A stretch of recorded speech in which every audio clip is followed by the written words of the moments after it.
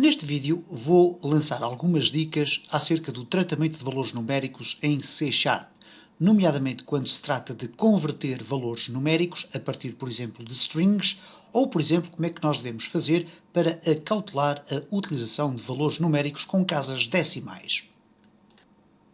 Alguns dos aspectos básicos, mas absolutamente fundamentais, na construção de uma aplicação é a forma como nós tratamos valores numéricos. E sabemos desde o início desta série que o C#, à semelhança do que acontece com outras linguagens de programação, contém diferentes tipos de valores numéricos.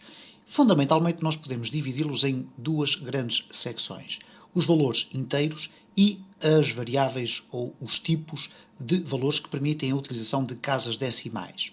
No entanto, há um conjunto de operações que é possível realizar durante a execução do nosso código que tem a ver exatamente com a questão da conversão entre valores. E neste caso concreto estamos a falar fundamentalmente da conversão de valores string em valores inteiros, ou por exemplo da conversão de um valor numérico num valor booleano, por exemplo. Vou dar algumas dicas sobre alguns cuidados que nós devemos ter na conversão deste tipo de valores e, ao mesmo tempo, mostrar como nós fazemos essa conversão.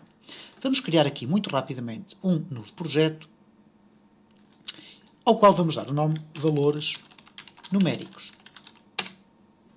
É uma Windows Forms Application, na qual nós vamos colocar aqui alguns controles. Neste caso, um botão para executar operações.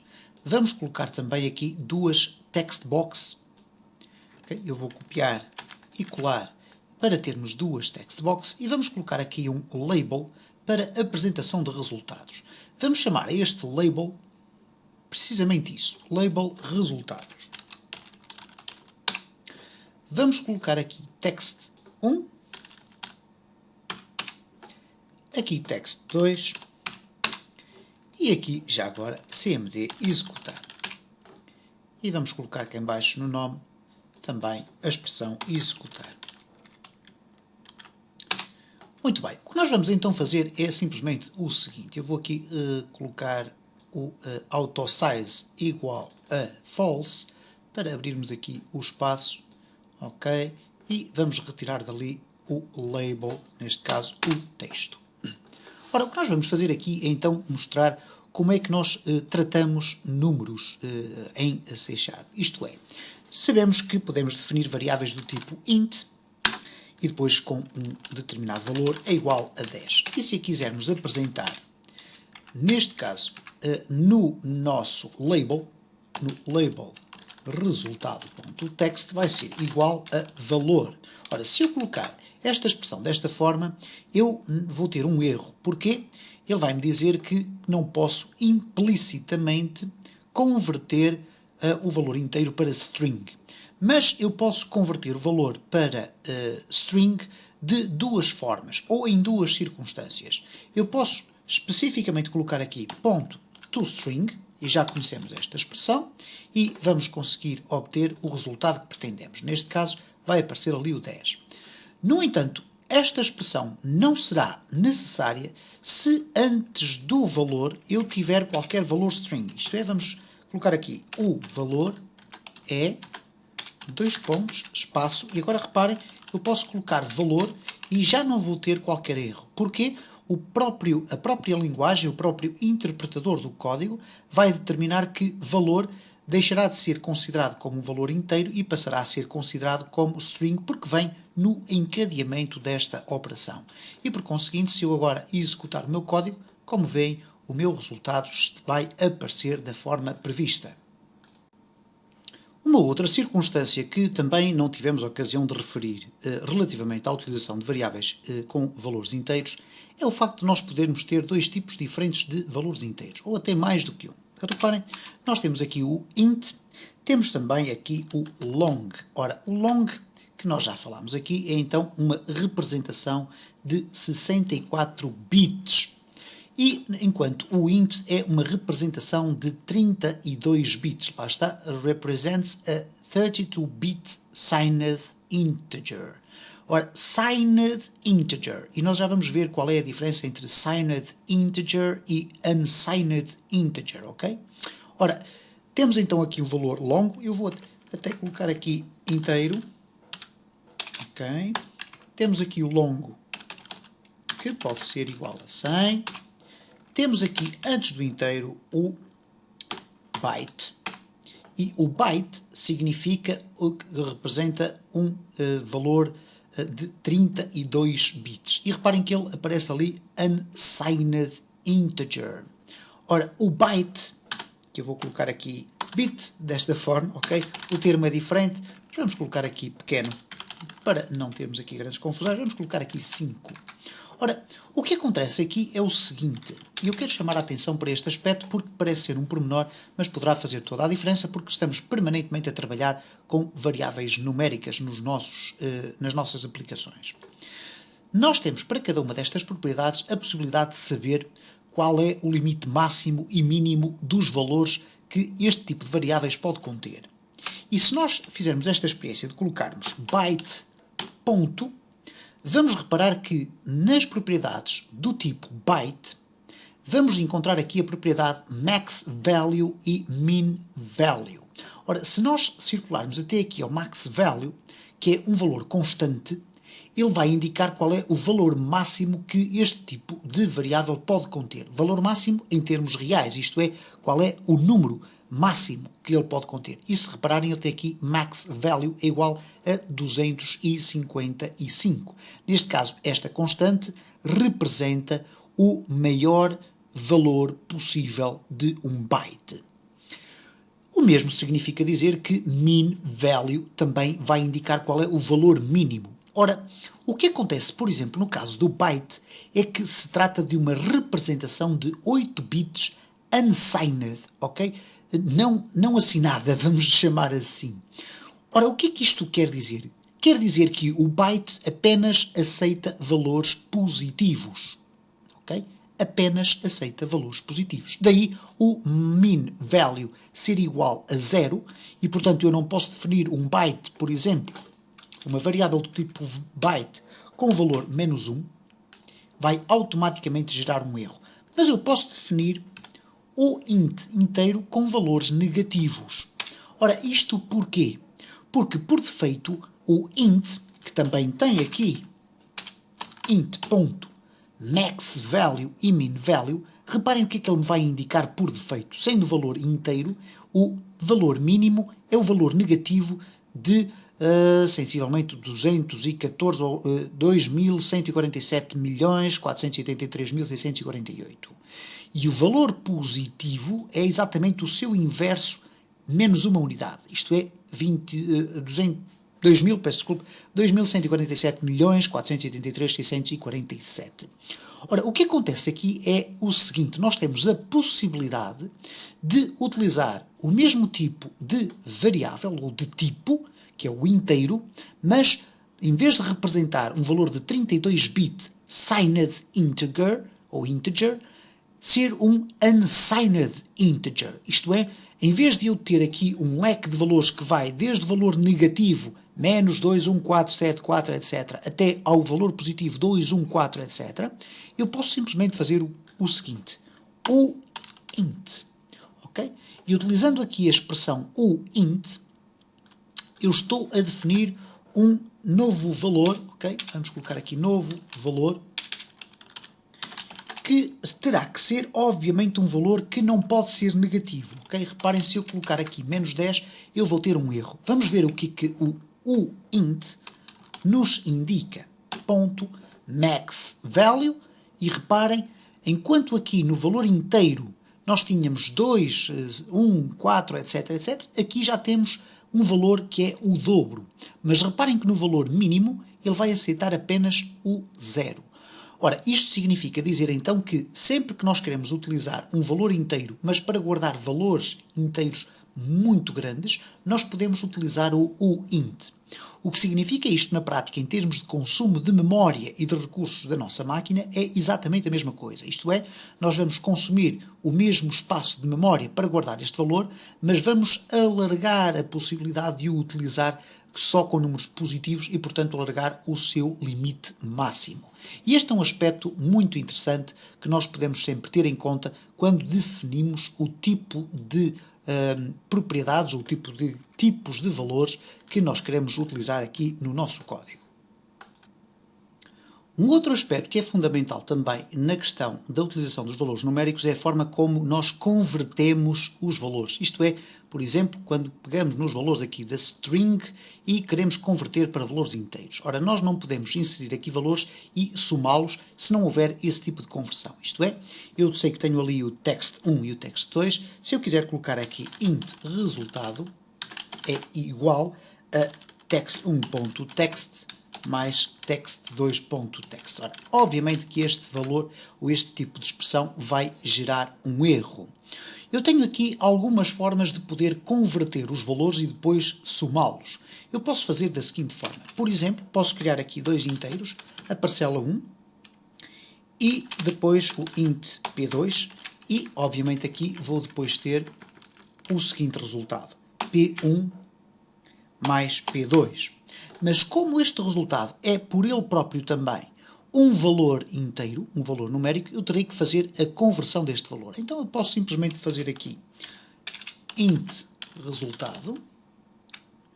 Ok, vamos aqui colocar, peço desculpa, temos aqui P1 e P2, mas ele está aqui a dar um erro sim, porque eles não estão definidos. Eu peço desculpa, estava aqui a olhar para o código, não estava a interpretar aqui que estava a querer apresentá-lo. Eu tinha aqui label resultado.text é igual a P1 mais P2. Ora, obviamente que esta designação aqui não pode funcionar, uma vez que estamos a falar de um resultado que será um valor inteiro. Poderia aqui utilizar então o resultado para fazer a operação matemática e depois colocar aqui simplesmente resultado e depois acrescentar à frente ponto toString e temos a possibilidade de apresentar o resultado. No entanto, aqui o resultado continua sem a possibilidade de ser calculado porque os valores não estão definidos. Então vamos colocar aqui por defeito é igual a 1, aqui é igual a 3 e já sabemos que o resultado vai ser igual a 4. Quando executarmos aqui o nosso código, vamos clicar aqui e temos ali 4. No entanto, se nós quisermos atribuir a P1 o valor da caixa de texto 1 e obviamente a P2 o valor da caixa de texto 2, nós teremos que fazer qualquer coisa do género. Text1.text, e reparem, isto não vai funcionar. Porquê? Porque estou a tentar atribuir a um valor inteiro um valor do tipo string. Então o que nós vamos ter que fazer aqui é uma conversão do valor. Ora, se eu tenho aqui definido um valor inteiro que é do tipo int32, eu aqui vou ter que fazer o seguinte. Convert to int32, ok? Ou então to o int32, que é a conversão para o valor não assinado, o unsigned, ok? Eu vou, por defeito, colocar aqui to int32 e agora sim posso colocar aqui esta expressão, correto? Portanto, posso colocar também aqui ponto to int32 text2.text e vamos ter a possibilidade de fazer esta operação. Vamos testar e, como facilmente calcularão, eu vou colocar aqui 243, aqui outro valor, vou executar e é feito aqui a adição, neste caso, que é o sinal que eu aqui tenho. No entanto, eu tenho outras formas de converter aqui os valores. Por exemplo, eu posso simplesmente colocar aqui int. Okay? E vamos ver se ele resulta neste caso. Ele diz que não consegue fazer a conversão de string para int. E, portanto, ele diz ali que ainda por cima o cast é redundante, isto é, a atribuição está repetida de alguma forma. Enfim, ele dá aqui uma razão que nós próprios às vezes temos alguma dificuldade em perceber. Então, o que nós podemos fazer aqui é uma outra forma de conversão, que é o int.parse. E o parse vai ter aqui um parâmetro, e o parâmetro é do tipo string, e depois tem aqui um iFormat Provider e tem aqui mais um conjunto de outras circunstâncias, nomeadamente as questões relacionadas com a globalização, number styles, etc. Não vamos ainda explorar isto neste vídeo, são conceitos mais abrangentes e, a meu ver, até em algumas circunstâncias, a complexidade da utilização deste tipo de mecanismos, nomeadamente este namespace, o system.globalization, tem a ver exatamente com a questão da diferenciação de tratamento de números e de outro tipo de conceitos a nível internacional e, portanto, utilizar uma aplicação em Portugal ou no Brasil ou na África do Sul, ou em Angola, ou em Moçambique, etc., vai ser utilizado ou encarado de uma forma, noutros países será encarado de outra. E é isso que é o System.Globalization. Eventualmente irei reservar alguns vídeos para falar especificamente sobre essa problemática da internacionalização das nossas aplicações. De qualquer das formas, eu posso fazer aqui um int.parse text1. Okay? E reparem, este tipo de conversões pode coexistir. Okay? Ora, o que vai acontecer é o seguinte, eu vou colocar aqui 20 e aqui embaixo 30 e vamos ter o resultado pretendido que é 50, ok? O que acontece é o seguinte, eu aqui tenho 30 e aqui tenho 20, vamos experimentar a colocar aqui um A e aqui um B. E vamos aqui executar, e reparem o que é que vai acontecer, puf, fez-se aqui um erro, ok? Ok, vamos então fazer um outro teste, vamos deixar tudo como está, vamos colocar aqui um número, 12, vamos colocar aqui uma letra. Vamos executar e, pumba, fez-se um erro. Isto é, temos aqui dois mecanismos distintos de conversão de valores, mas, uma vez que o utilizador colocou ali valores que não são numéricos, vamos encontrar aqui um problema na nossa conversão. Ora, como é que nós vamos resolver esta circunstância? Bom, poderiam dizer o seguinte, iríamos criar aqui um if text, contains, só algarismos, qualquer coisa do género. Ora, mais fácil ainda.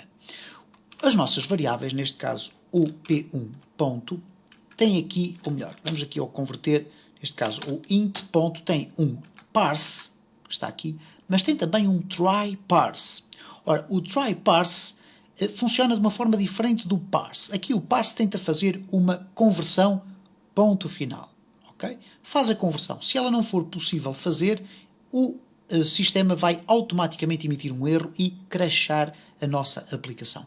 E não é isso que nós queremos. O que nós queremos é fazer esta conversão de uma forma segura. E caso a conversão não resulte, em vez da nossa aplicação crashar, pelo menos vai ficar com o valor por defeito. Então o que nós vamos fazer é o seguinte. Vamos apagar daqui, vamos colocar aqui estes dois valores iguais a 0. E este será eventualmente o valor por defeito. Ora, o que eu vou fazer agora para cada um destes valores é simplesmente o seguinte, colocar aqui int.tryParse, e o tryParse é um valor, é um método, neste caso associado a este tipo de estrutura, que é o valor int32, é um valor que retorna um booleano, ok? Isto é, eu posso aproveitar, inclusive, esta expressão para perceber se houve ou não um erro na conversão. Mas eu nem sequer me vou chatear com essa perspectiva neste momento. Eu quero apenas que o valor seja convertido e, caso não seja possível convertê-lo, então, por defeito, que ele assuma o valor que está ali definido na atribuição inicial dos valores à variável. Então eu coloco aqui no tryParse, vou abrir o parênteses e temos aqui dois parâmetros. Neste caso, não são propriamente dois parâmetros. Eu vou ter aqui uma string, que é a fonte a partir da qual vou buscar a informação, e depois vou ter aqui a expressão out e um valor inteiro. O out valor inteiro vai significar o seguinte, para onde é que eu vou enviar a conversão aqui do tryParse? Ora, então vou fazer o seguinte, text1.text vai ser o valor que vai ser analisado para fazer o parse. E se tudo estiver bem, ele vai fazer simplesmente isto, out P1. Portanto, se o texto 1 for possível converter num valor numérico, ok, então ele vai lançar para fora para P1. Caso concreto, esta instrução, desta forma, não vai permitir que a nossa aplicação crashe e, portanto, vai deixar que o valor assumido por P1 seja o valor que estava ali atribuído por defeito. Vamos fazer a mesma coisa, neste caso, para o P2. Try parse text2.text, okay, vírgula out P2. Depois temos aqui o resultado e a sua apresentação. Vamos testar esta nossa implementação. Vamos clicar aqui em executar e reparem, 0. Porquê? Eu não tenho aqui nenhum número atribuído, não tenho aqui nada escrito, ele automaticamente definiu os dois valores como P1 igual a 0, P2 igual a 0. Se eu colocar aqui valores numéricos, ora, vamos colocar valores 100 e depois aqui 150. A soma dos dois dá 250. Reparem como ele rapidamente conseguiu converter os dois valores e tratá-los de forma correta. No entanto, se eu colocar aqui um A e clicar em executar, reparem o que vai acontecer, ele apenas considera 150. Porque o A, como não foi possível alterar, neste caso fazer a sua conversão para o valor correto, foi interpretado como sendo 0. E depois foi considerar aqui o 150 porque foi possível fazer o parse deste valor numérico. E por conseguinte vimos aqui alguns detalhes relacionados com as questões das conversões que são por demais importantes quando nós estamos a criar as nossas aplicações. No próximo vídeo vamos ainda falar mais um pouco sobre estas questões, nomeadamente, por exemplo, como é que nós fazemos para tratar valores com casas decimais.